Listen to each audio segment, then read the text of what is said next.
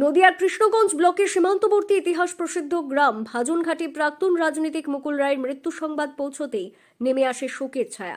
এই গ্রামেই রয়েছে তার পৈতৃক ভিটে, যেখানে আজও জেগে আছে অতীতের বহু স্মৃতি। স্থানীয় সূত্রে জানা যায়, মুকুল রায়ের বাবা যুগল রায় ছিলেন ভাজনঘাটের স্থায়ী বাসিন্দা। সেখান থেকে পড়াশোনা শেষ করে তিনি রেলে চাকরি পান। কর্মসূত্রে বাইরে থাকলেও পৈতৃক বাড়ির সঙ্গে সম্পর্ক ছিল অটুট। বিশেষ করে আমজামের মরশুমে মুকুল রায় বাবার সঙ্গে গ্রামে আসতেন। পাড়া প্রতিবেশীদের সঙ্গে সময় কাটাতেন, খোঁজ খবর নিতেন সকলের।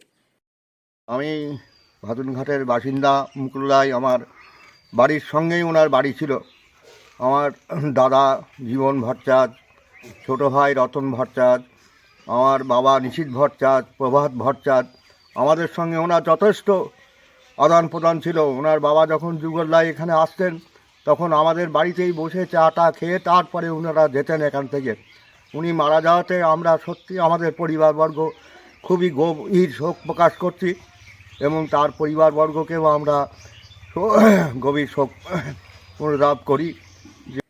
বর্তমানে বাড়িটি দেখভাল করেন স্থানীয় বাসিন্দারা। সকাল সন্ধ্যায় সেখানে নিয়মিত ধূপধুনো জ্বালানো হয়।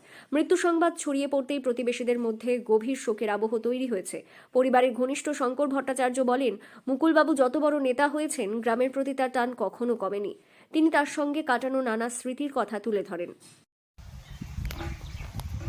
আজকে ঘটনাটা শুনে খুবই কষ্ট এবং ব্যথিত হলাম, কারণ আমার জ্ঞানেতে আমি যেটুকু শুনেছি, উনি ছোটোবেলায় এখানেই বসবাস করেছেন। আমার বাবা কাকাদের মুখে শুনেছি।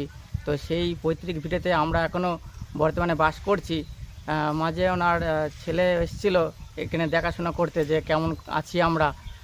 তো আমরা ঘটনাটা শুনে সত্যি খুবই খুবই মর্মাহত এবং ব্যথিত হলাম।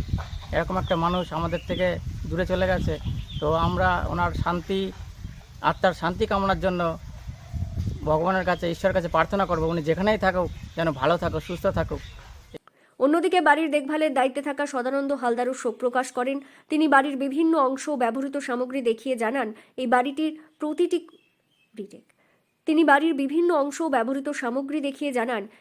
প্রতিটি কোণায় ওনার স্মৃতি জড়িয়ে আছে। ভাজনঘাটের মানুষের কাছে মুকুল রায় শুধু একজন রাজনৈতিক ব্যক্তিত্ব নন, তিনি ছিলেন এই গ্রামেরই সন্তান। তার প্রয়াণে আজ সীমান্তবর্তী এই গ্রাম যেন হারালো নিজের এক পরিচিত মুখকে। নদিয়া থেকে মৈনাক দেবনাথের রিপোর্ট, লোকাল 18 বাংলা।